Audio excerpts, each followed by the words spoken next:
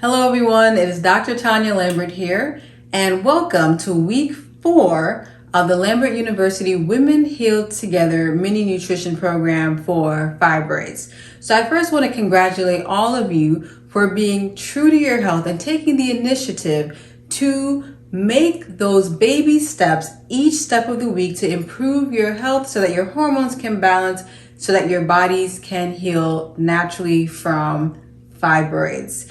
Now, I want to share a little bit with you more of my experience with eating more plant-based foods to heal from fibroids. And as you all already know, if you have watched my testimony, I had a procedure called the uterine fibroid embolization, after which I doubled down on my plant-based diet. 6 months later, my physician was shocked and amazed to see how the fibroids in my womb shrank nearly 90+%, which is amazing. I've also helped women to improve their diet, to balance their hormones so that the fibroids in their wombs can shrink between 50 to 90%. So it's very important that you take charge of your nutrition, because when it comes to healing naturally from fibroids, it is so important that your nutrition comes first. That's about 50 to 75% of the battle. And with the women that I've helped to achieve those results, they did that for the most part with the nutrition of the program. Now, in this week's videos, I'm going to be sharing with you how to meal prep in 35 minutes or less, which is what you all are looking for. When I speak to many ladies, especially women of African and Afro-American descent, what I tend to hear a lot is that you come home late from work or you work long hours. When you get home, you just want to grab quick snacks that are high in carbohydrates and then go to bed. But ladies, that is just so bad for your health.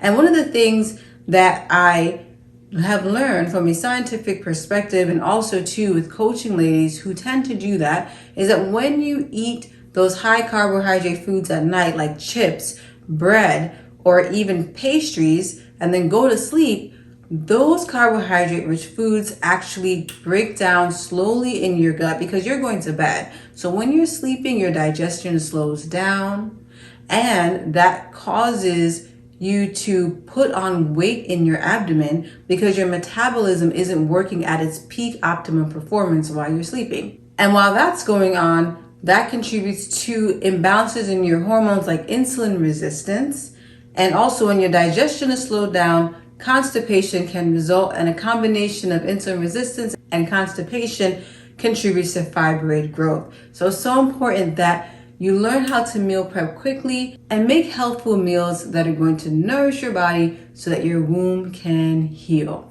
So what we're going to do for these meal prep videos is I'm going to share with you what you can create for breakfast, and then lunch, and then dinner. So I take it in a stepwise manner, and we're gonna learn how to repurpose different grains and even beans for breakfast, lunch, and dinner so that you're not making too many things, and that makes life easy for you. All right, let's start first with breakfast.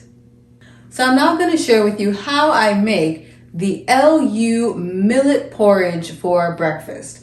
Now, millet, as I shared with you in week 3, is a low-carb grain that helps to balance blood sugar, and is also great for people who have diabetes.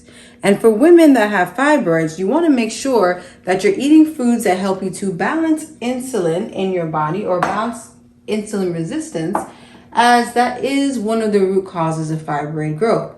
Now, what I do is I prepare the millet on a Friday afternoon when I know I'm going to use it for the upcoming week. It takes about 35 minutes to cook.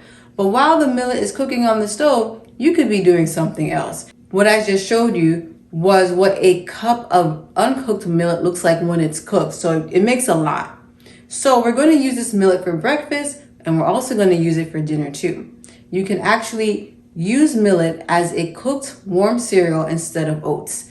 Now let me show you how you can put it together for breakfast. So this is what we are going to use for the millet cereal in the morning. So here we have our cooked millet. All you need is about a half a cup of the cooked millet to up to 2/3 cup of cooked millet. we're going to use 3 tablespoons of full fat coconut milk that is unsweetened. I'm going to add a little water. So this is about 3/4 cup or 2/3 cup in this case of water. And I'm going to heat the millet first, and then we're going to add these toppings, which includes unsweetened coconut flakes. I have my frozen blueberries, as I shared with you all in week 1. And I have my seed mix, which includes sesame seeds, sunflower seeds, and pumpkin seeds, all of which are a great source of zinc, iron, magnesium, and also helps to balance the hormones. So you want to make sure you get your seed mix in for that nice crunch and protein.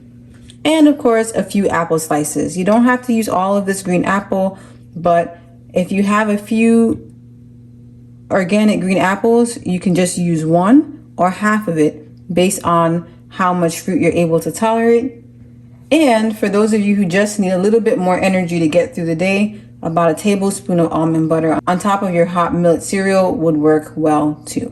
All right, let's quickly put this together. So in the morning, when I'm making the hot millet cereal, I would add about a half a cup of the millet to the stove or to the pot. So I add just enough to cover the bottom. You can add more if you need more, but this is what I would do for me. You have to do what works for you. Next, add about 3 tablespoons of your full fat coconut milk. Then add some water. With the full fat coconut milk, you can actually dilute